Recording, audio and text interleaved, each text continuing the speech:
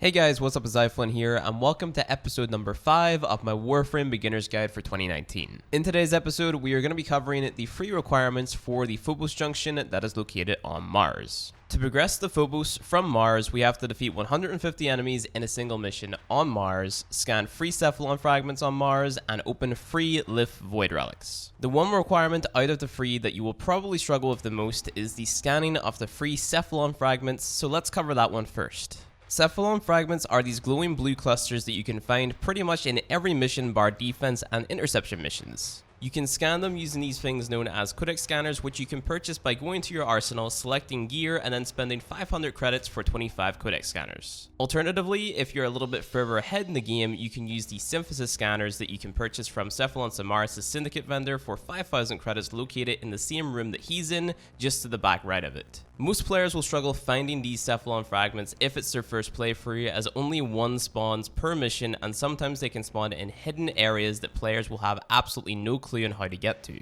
The only real advice that I can give you to help find the Cephalon fragments is to equip a mod that gives you plus loot radar to your Warframe. The one that I like to use early game is called Thief's Wit, so if you happen to have that mod, make sure to equip it. It will drop from a multitude of different enemies that you will have faced up to this point, so you just have to have gotten lucky. It drops from two different types of MOA, the Anti-MOA and the Fusion MOA from the Corpus faction, and also from the Grineer Shield Lancers. Let's move on to the next junction requirement, killing 150 enemies within a single mission on Mars. I figured I would use this junction requirement as an opportunity to explain the different damage types and elemental combos you should be using versus the different factions for optimal damage. On Mars, we are facing mostly the Grineer faction.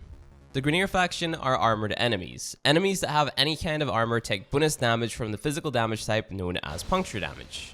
The amount of bonus damage the enemies will take from your puncture damage is reliant on what type of armor they have. For example, a Grineer heavy gunner has what is known as ferrite armor, but the Grineer bombard has what is known as alloy armor. Enemies that have ferrite armor will take an additional 50% puncture damage, whereas an enemy with alloy armor will take an additional 15% puncture damage. Of course, because of the armor that these enemies have, some of your other damage types such as slash damage will have their damage reduced. So for example, an enemy with ferrite armor will take 15% less slash damage, and an alloy armored enemy will take 50% less. So let's say, for example, we were using a weapon that dealt 99 damage, and we were using this weapon against a ferrite armored enemy, and this 99 damage was split equally between impact, puncture, and slash. You would have 33 impact, 33 puncture, and 33 slash. The ferrite armored enemy takes a bonus 50% damage from puncture damage, so we find 50% of 33, which is 16.5, and add that on top, giving us 49.5 puncture damage. But he is also resistant to slash damage by 15%, so we find 15% of 33, which is 4.95, and subtract that from our 33 slash,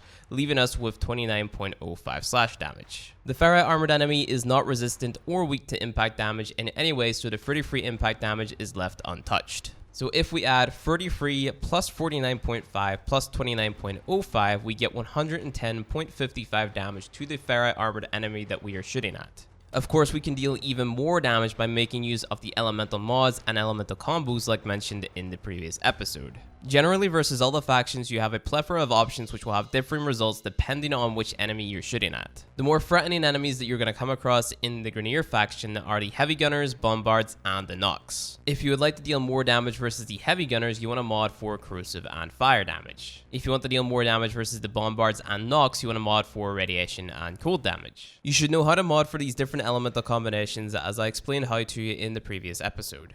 It is one thing to deal more damage to the enemies that we are shooting, but the higher level these armored enemies get, the higher their armor value is going to be, meaning they are going to resist more and more of our damage, which means we need to find a way to actually strip the armor from these enemies. This is your introduction to status effects. You may have noticed when you're modding your weapons, you have a value known as status chance. The status chance off your weapon is the percentage chance to apply a status effect from your physical and elemental damage types. Status chance is not the percentage for your elemental damage to be applied to a target. It is the percentage chance for an effect like freezing, burning, poisoning, electrocuting, etc. to apply to a target that you're shooting at. Physical damage types have status effects too.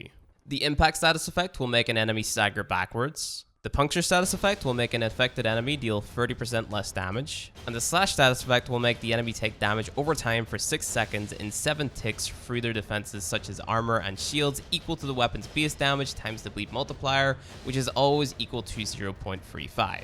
The elemental damage types have status effects as follows. Fire damage will make the enemy burn, taking damage over time. Cold damage will slow the enemy by 50%. Toxin damage is another damage over time. Electric damage will electrocute the enemies, holding them in place for a short period of time, damaging them and chaining to other enemies within 3 meters. Elemental combos have their own status effects too. Corrosive damage will permanently degrade the enemy's armor value by 25%.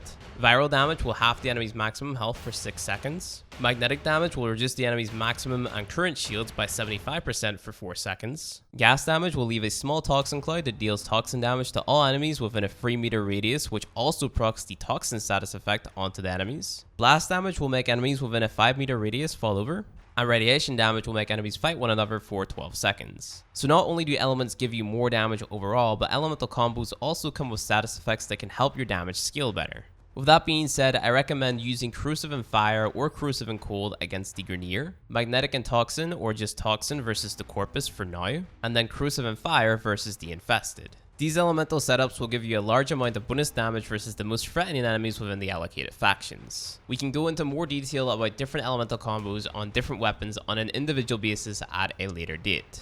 For now, you want to focus on getting those 150 enemy kills in one mission. I recommend the excavation mission known as Augustus for rewards every 2 minutes and an endless flow of enemies. To check how many kills you have in one mission, pause the game and press view mission progress. You should be able to see it in there. Last but definitely not least, we're going to be talking about opening up void relics. Now, if you've been paying any attention, you will have noticed from the last junction you got a void kiosk segment that you installed into this weird looking floating cabbage in your ship. This allows you to view and refine with void traces the relics that you've collected from star chart missions. These relics are what drop prime items for you at the end of a void fissure mission after collecting 10 reactants. I like to call them lemons. You can upgrade these relics to give you a better chance at dropping the rarer part by refining them with the void traces that you'll be rewarded with at the end of a void fissure mission, implying you collected all 10 reactant. Relics are split into 4 different tiers: Lith, Meso, Neo, and Axii. You will most likely only have Lith relics at this point in time.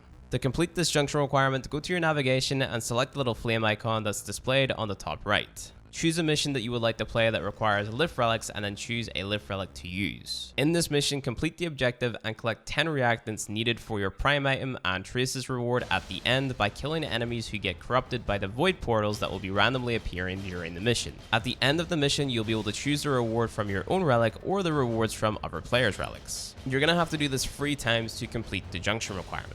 You can choose any rewards that you like at the end of these fissure missions, but you'll notice that some of the relics will drop forma blueprints, and you're going to need a lot of forma if you want to make some really good Warframe and weapon builds, so I recommend stocking up ASAP. Alternatively, if you complete prime sets, meaning you collect all the parts for a prime Warframe or weapon, you can trade these sets to other players for the premium currency known as platinum, but we won't worry about that just yet. You have 2 choices when it comes to your relics. You can either run them as soon as you get them, or you can stockpile them so you can run them faster and more efficiently with a better loadout and a better group, making you more likely to get what you want if you're all using the same relic at a later date.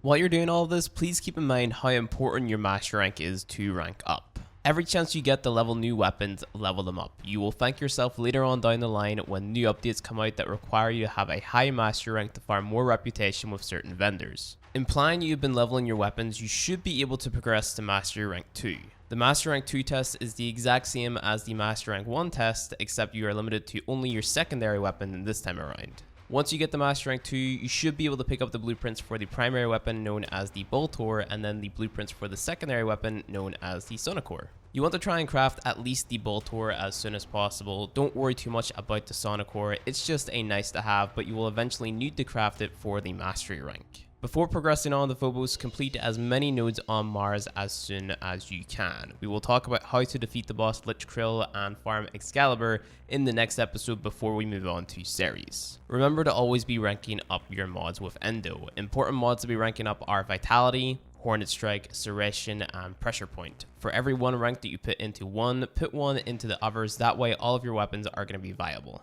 But with all that being said, I think that is going to be it for episode 5 of my Warframe Beginner's Guide for 2019. I don't think I'm going to put a release date on the next one. The aim is to try and always get them out every Tuesday, but I have other content that I want to be working on too, so I'm just going to throw it down to once every single week. If you like this video, don't forget to hit that like button below. If you want to see more Warframe content from me, hit subscribe, and I'll see you guys in the next episode.